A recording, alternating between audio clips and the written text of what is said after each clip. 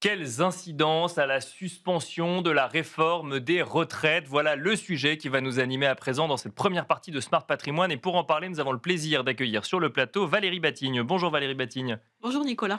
Merci d'être avec nous. Vous êtes fondatrice et dirigeante de Sapiendo. Alors, je dis quelles incidences à cette suspension de la réforme des retraites. Il est peut-être important de rappeler en tout début que on a eu une suspension de la réforme annoncée par le gouvernement. On n'est pas sur une annulation, on est sur un temps mort quelque part, une attente de savoir comment va évoluer cette réforme des retraites. Ça se trouve, rien ne changera et ça se trouve, on aura une nouvelle loi sur les retraites complètement différente. C'est ça, il s'agit en fait d'un temps suspendu. D'accord? Et pour le moment, c'est au stade de projet. Donc, c'est pas voté. C'est aussi important de le rappeler, bon, même si ça rajoute encore à l'incertitude. Bien sûr. Ouais. Alors, c'est quoi les conséquences concrètes de cette suspension? Il y a plusieurs conséquences. Alors, à très court terme, ça va toucher les personnes qui sont nées en 1964 et 1965, D'accord. puisqu'elles pourront partir à 62 ans et 9 mois au lieu de 63 ans et 63 ans et 6 mois. D'accord. Donc, Voilà. il y a quand même une incidence concrète, c'est que même s'il n'y a pas de loi qui a été votée, mais que la réforme est suspendue, ce qui s'applique, c'est la dernière loi en vigueur, donc on part à 62 ans. Ouais. En fait, il va falloir une nouvelle loi parce que la réforme, elle est déjà en vigueur, mais elle s'appliquait de manière graduelle pour arriver jusqu'à 64 ans à partir d'une certaine génération. D'accord. Là, on stoppe au milieu du calendrier. Voilà. D'accord. Ok. Donc le milieu du calendrier, c'est les personnes nées en 1964 et 1965. Et on suspend deux choses, donc l'âge, parce que l'âge reculait progressivement jusqu'à 64 ans. Bien sûr. Donc là, on s'arrête à 62 ans et 9 mois. Et il y avait aussi les trimestres qui augmentaient petit à petit. Bien sûr. Donc eux aussi, cette augmentation serait suspendue. Et donc suspendue à quel curseur? À 170 trimestres. Voilà. Alors que respectivement, ces personnes-là auraient dû cumuler 171 et 172 trimestres. Donc ça, c'est le projet de suspension. Je rappelle, c'est un projet. Donc ça va toucher les personnes en 2026 et en 2027. Et donc c'est vraiment du très court terme. Donc ça peut avoir des impacts sur les personnes, mais également sur les entreprises qui avaient prévu les plans de départ, les départs en retraite, les remplacements de postes, etc. Sur la base de la réforme et donc sur la base de la avec réforme. un an ou 2 ans de plus travailler. C'est ça. Donc voilà, ça modifie pas mal de choses à très court terme. Est-ce que ça concerne que les personnes qui sont nées en 1964 et 1965, si on est né en 66 ou 67 par exemple? Est-ce que ça va changer quelque chose aussi, cette suspension de la réforme? C'est le grand point d'interrogation. D'accord, voilà. On ne veut pas dire le grand flou. Voilà, parce qu'on suppose qu'on va reprendre le calendrier là, à l'endroit où il s'est arrêté. D'accord. Donc ça veut dire que les personnes nées en 66 reprendraient à 63 ans. D'accord. Et on continuerait d'incrémenter de 3 mois en 3 mois, mais bon, voilà, c'est vraiment une théorie parmi d'autres. Il n'y a absolument rien. Et je dirais encore moins rien qu'il est prévu de tout repenser. Bien sûr. À travers une conférence sur les retraites qui doit commencer bientôt et à travers un débat présidentiel. Bien sûr. Donc, quand on entend ça, on peut s'imaginer que tout est sur la table.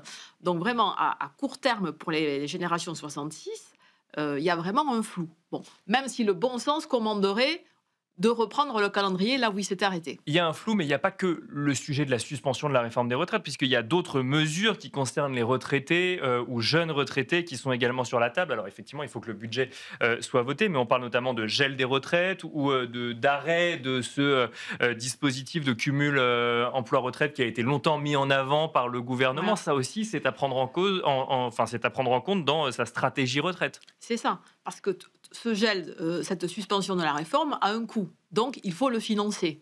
Donc, c'est toujours pareil. Il y a 3 financeurs possibles. Les retraités, si on diminue les pensions. Les entreprises et les actifs, si on augmente leurs cotisations. Voilà, il n'y a pas... Et la dette. Bien sûr. Donc, pour financer notre système qui est déjà en déficit, il était prévu, et ça a été accentué avec ce projet de suspension, de geler les pensions. Alors, geler les pensions, ça ne veut pas dire les diminuer. Mais ne pas les augmenter. Ça veut dire ne pas les augmenter.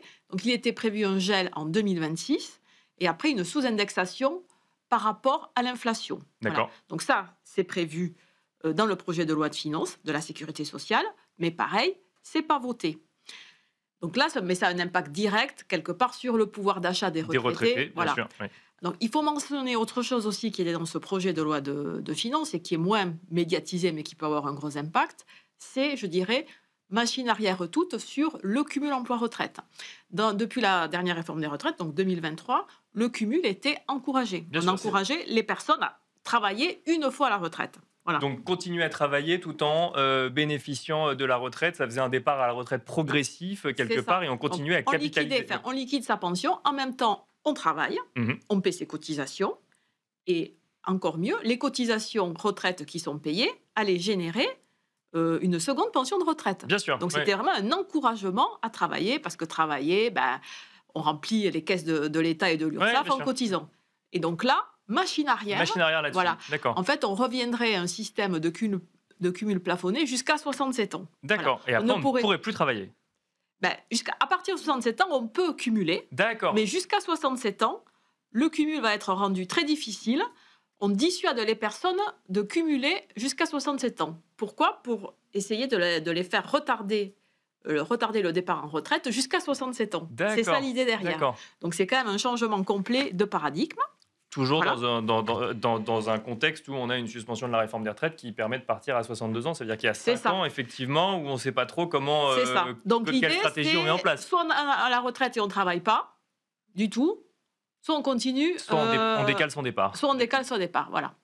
Donc ça, c'est une mesure, pareil, toujours pas votée, elle est dans le projet de loi.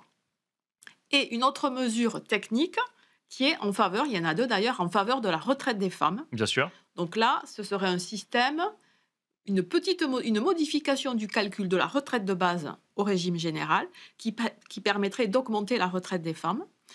Alors comment ça se passerait ? Toujours pareil, c'est au conditionnel. Vous savez que la retraite de base du régime général est calculée sur les 25 meilleures années Bien sûr. de vos revenus. Bien sûr. Donc l'idée, ce serait de diminuer ce nombre d'années retenues à 24 ou à 23, Mhm. suivant le nombre d'enfants. Donc, D'accord. si on a un enfant, on va retenir les 24 meilleurs. Et si on a 2 enfants, on va retenir les 23 meilleurs. Donc ça augmenterait mécaniquement. Voilà, l'assiette. parce que ça D'accord. permet d'éliminer plus de mauvaises années. Donc, plus le D'accord, nombre je d'années comprends. retenues est faible, plus c'est favorable, puisqu'on élimine les mauvaises années. Et donc, le nombre d'années retenues pour calculer la moyenne dépendrait désormais du nombre d'enfants. Bon, ça ne nous simplifie pas les calculs, mais voilà. Et par ailleurs, les femmes pourraient retenir 2 des trimestres enfants dans le curseur des trimestres retenus pour les carrières longues, le départ anticipé pour carrière longue. Voilà, bon, on rappelle que tout cela n'est pas voté, mais c'était sur la table, donc c'est à garder en tête pour les prochains mois. Merci beaucoup Valérie Batigne pour ce décryptage des discussions en cours sur le sujet des retraites. Je rappelle que vous êtes fondatrice et dirigeante de Sapiendo. Merci beaucoup. Merci, Et quant à nous, Nicolas. on se retrouve tout de suite dans Enjeu Patrimoine.